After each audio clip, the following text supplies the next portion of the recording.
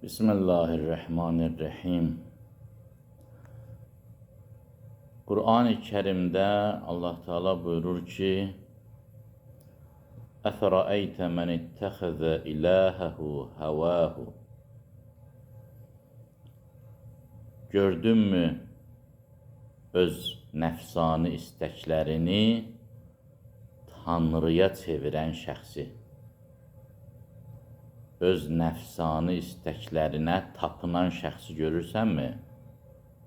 Peyğəmbərinə buyurur Allah Teala.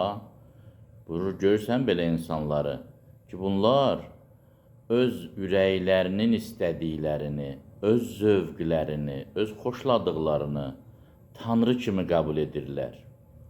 Yəni, Tanrının iradəsi ilə öz iradələri toqquşanda öz tərəflərinə keçirlər, özlərini Tanrı hesab edirlər. Və ya Yusuf əleyhissalam surəsində buyurur ki: "Əərbabun mutəfərriqunə xeyrun əmillahul vahidul qəhhar." Çoxlu rəblər, ərbab, çoxlu rəblər yaxşıdır, yoxsa tək, vahid və öz qüdrəti ilə öz təkliyini aləmdə təsbit edən Allah yaxşıdır. Bu hekayəni niyə deyirəm? Hədislərdə deyilir ki, insan ölən kimi qəbirdə sorğu-suala çəkilir. Söhbət mənəvi qəbirdən gedir.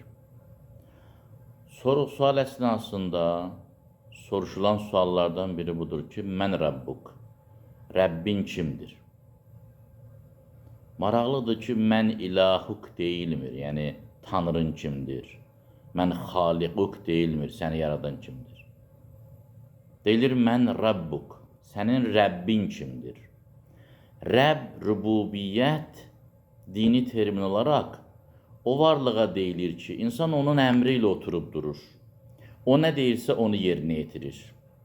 Onun tapşırığını həyata keçirir. İnsanın yiyəsi odur, insanın həm təmin edicisi odur, həm də yiyəsi odur. Yəni, Rəbb bu varlığa deyilir ki, o varlıq insanın həm ehtiyaclarını ödəyir, maddi, mənəvi fərqi yoxdur. Həm də insanın yiyəsidir, insanın malikidir, insan onun mülkiyyətindədir, insan onun ixtiyarındadır. Yəni, insan onu özünə həyatda nə edib etməməsi üçün əmr sahibi hesab edir. Rububiyyət budur. Həm bəsləmək, təmin etmək, həm də sahib çıxmaq. Soruşurlar, mən Rəbbuk, kimin sözü ilə oturub dururdun? İnsan niyə cavab verə bilmir? Hədislərdə var ki, bəzi insanlar cavab verə bilmirlər, çaşırlar, karıxıb qalırlar, söz deyə bilmirlər, söz tapa bilmirlər. Ona görə ki, baxıb görürlər, həyatda mənim Rəbbim nəfsim idi, zövqüm idi, istəklərim idi, bütlər idi, nəfsani istəklər idi, ürəyim belə xoş duyur, mən belə istəyirəm, mənə belə xoşdur, xoşladığım budur. Görür ki, mənim Rəbbim bunlar olub. Ölüb, artıq həqiqəti də başa düşür, görür ki, Rəbb əslində Allah Cəllə Cəlaluhdur. Qalır pis durumda. Nə desin? Mənim Rəbbim kimdir? Mən nə deyim, mənim Rəbbim öz ürəyimin istəkləri idi. Axı, həqiqət bu deyil. Ona görə cavab verə bilmir. Əslində, orada verilən suala cavab verməməyin səbəbi həmin bu dünyada Rəbbi doğru ünvanda axtarmamaqdır. Bu dünyada nəfsani istəklərə uymaqdır. Deyib ki, mən ürəyimin istəklərinə əsaslanıram, ürəyim belə istəyir.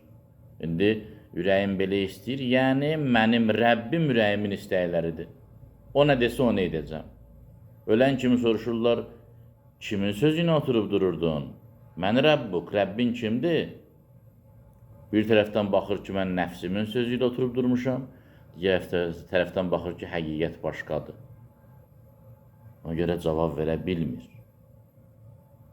Bəzilər deyirlər ki, orada, hədislərdə var ki, orada insanın dili topuq çalır, ay ərəb dilini bilmir filan. Bunlar əsassız şeylərdir. İnsanın yaşam tərzi orada onun dilinə çevrilir.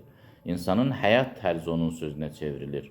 Ona görə də orada öz həyatının həqiqi trayektoriyasını görür, istiqamətini görür və görür ki, həqiqətlə eyni deyil, cavab verə bilmir. Allah o günün dəhşətindən bizi qorusun. Allah'a amanında qalın.